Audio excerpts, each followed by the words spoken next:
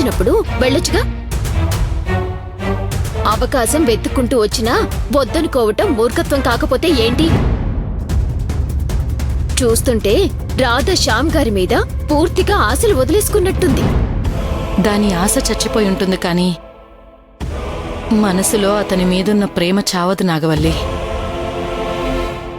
అందుకే అది ఇంకా తాళిని మెడలో మోస్తూనే ఉంది. ఏం లాభమత్తా? తన మనసులో ఉంది బయట పెట్టకపోతే నిశ్చితార్థం జరిగిపోయినట్టే పెళ్లి కూడా జరిగిపోతుంది. ఆ తర్వాత జీవితాంతం ఏడుస్తూ గోపాల్తోనే కలిసి బతకాల్సొస్తుంది. దాని రాత అలా రాసుంటే మనం మాత్రం ఏం చేస్తాం? నిశ్చితార్థం ఆపడానికి మనం చేయగలిగిన ప్రయత్నాలు చేశాం. అంతకు మించి మన చేతుల్లో కూడా ఏం లేదు కదా. ఈవిడ కూడా నిరాశగా మాట్లాడుతుందేంటి?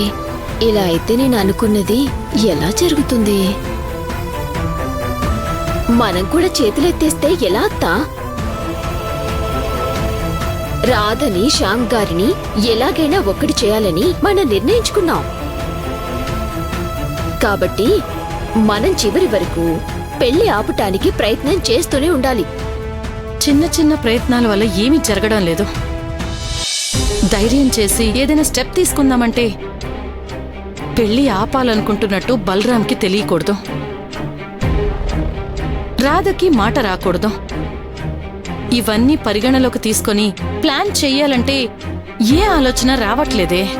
ఇవన్నీ కాదత్తా, ఆ గోపాల్కి నేరుగా విషయం తెలిసేలా చేయాలి.